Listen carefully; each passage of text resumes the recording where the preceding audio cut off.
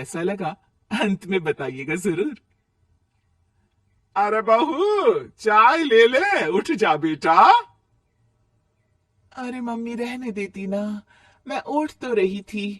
अरे कोई बात नहीं, खाने में क्या बनाना है वो बता दे। देख लो माँ, कुछ भी जो ये कहे बना लेते हैं। बेटा, मैंने तो जो सब्जी थी वो काट दी है, तू बस रोटियां बना लेना। ये हर रोज सुबह का सीन था ममता के ससुराल का। एक दिन पड़ोसन कहती है, अरे बहन जी, सारा दिन काम करती रहती हो, थकती नहीं क्या आप? बहू क्या करती रहती है सारा दिन? अरे वो भी कुछ ना कुछ करती ही रहती होगी। अब इतनी भी बूढ़ी तो नहीं हूं मैं जो बैठ जाऊं कि सामने काम पड़ा है और मैं बैठ ही रहूं। अरे लेकिन बहू की तो आदत खराब हो जाएगी जब सारा काम आप ही कर दोगी। अरे ठीक है ना, कम उम्र में हमारी भी शादी हुई थी। अब आजकल के पढ़ने लिखने वाले बच्चों को सारी जिम्मेदारी लेने में भी तो वक्त लगता है। बहू है तो क्या हुआ, मेरी बेटी की उम्र की ही है ना। एक उसे भी देख लो, चाय बनाने के सिवा आता ही क्या है। ममता से सारी बात करती है। हाँ मम्मी जी ही ज्यादा काम करती है, इसमें कोई दो राय नहीं है। लेकिन मैं भी क्या करूं, ऑफिस और घर के बीच जो वक्त मिलता है उसी में काम कर लेते हैं, है ना। दिन बीत रहे थे। सास बहू के बीच की बॉन्डिंग अच्छी थी, लेकिन जब बहू माँ बनती है तो जो थोड़ा बहुत काम किया करती थी वो भी छोड़ देती है। बहू, ये ले तेरे लिए बनाया है, इसको खाने से बच्चा और तू दोनों स्वस्थ रहेंगे। ठीक है माँ जी। माँ जी, वो बच्चे के लिए गद्दे जो सूख रहे हैं ना छत पर, जरा ले आइए ना। तभी वहां पति आ जाता है। अरे माँ रुको, मैं ले आता हूँ, तुम मेरा खाना लगा दो। माँ किचन में चली जाती है। पता है, बगल वाली डॉली है ना, वो लोग हमारी साइड के हैं। उसकी सास ने तो उसकी हड्डियों को मजबूत करने वाले लड्डू बनाए हैं। उसे भी बच्चा हुआ है ना। पता नहीं मम्मी जी क्या पानी से उबाल कर दे देती है, मैं तो बस वही खा लेती हूँ। अरे तो तुम्हारे साइड बनता है तो तुम अपनी माँ से बोल दो, वो बना देंगी। आहा, माँ की तबीयत ठीक नहीं रहती, तुम जानती हो ना, कैसे बनाएंगी वो? अरे क्या हो गया सासू माँ को? कल तक तो फेसबुक में किटी की फोटो डाल रही थी। अच्छा अच्छा चुप रहिए। डॉली की सास ने मनाया है, तुम लोगों का भी तो फर्ज बनता है। तभी वहां सास आ जाती है। ये ले बहू गर्म पानी की बोतल, गर्म पानी पीने से पेट अंदर हो जाएगा। नहीं नहीं माँ जी, गर्म पानी पीने से प्यास नहीं बुझती। अरे पी लेना बेटा, वो बगल वाली डॉली को तो जानती है ना, जो तुम लोगों के साइड की है। तेरे साथ ही उसका भी बच्चा हुआ था।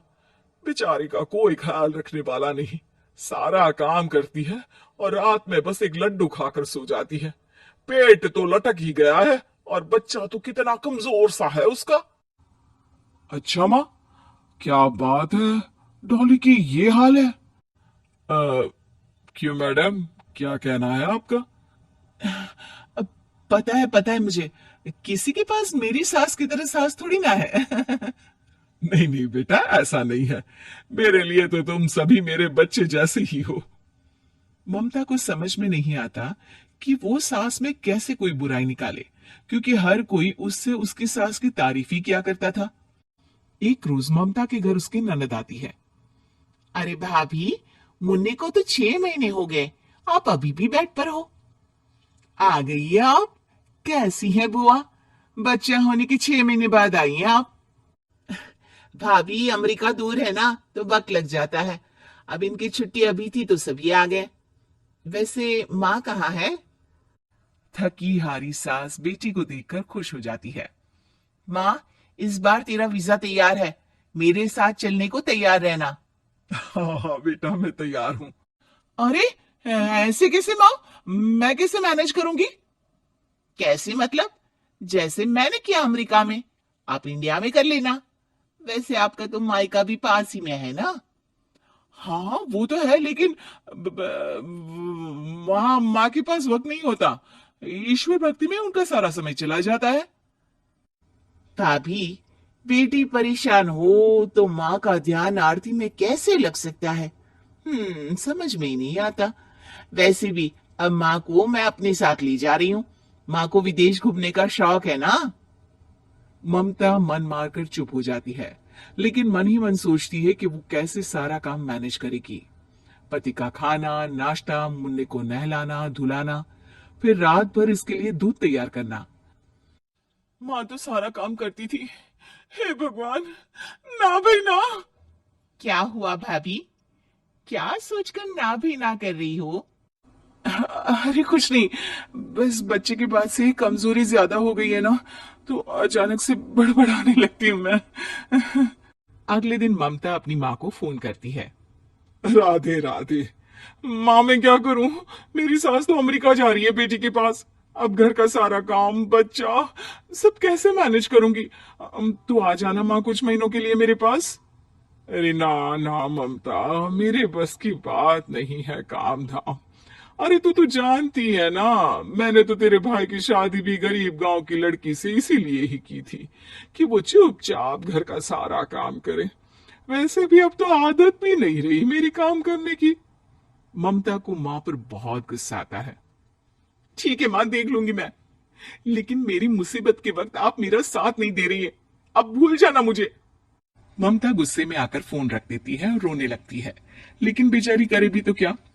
अब सास और ननद दोनों घर का काम करते, नेहा आराम करती, लेकिन अब आराम में भी उसे चिंता रहती। और फिर वो दिन भी आ जाता है जब ननद का जाने का वक्त आ जाता है। भाभी मैं जा रही हूँ, अपना और मुन्ने का ख्याल रखना। ममता सास को देखती है और गले लगकर रोने लगती है। माँ, जल्दी आ जाना। सास मुस्कुराकर कहती है, कहां से ममता, मैं कहीं नहीं जा रही। मैंने देखा कि मेरे जाने की बात से ही तू परेशान हो गई थी, इसीलिए मैंने अपना जाना कैंसिल कर दिया है। तू चिंता ना कर, मैं तेरे साथ ही रहूंगी। ममता को अपनी माँ की बात याद आती है कि कैसे उसके कहने पर भी ममता की परेशानी को समझने की बजाय उसने मना कर दिया, जबकि सास ने बिना कुछ कहे बहू की समस्या पढ़ ली। हाँ माँ, हम सब साथ चलेंगे बाद में दीदी के घर, अमेरिका। आज से आप रानी बनकर रहना और मुन्ने को देखना। मैं समझ चुकी हूँ कि मेरा फर्ज क्या है।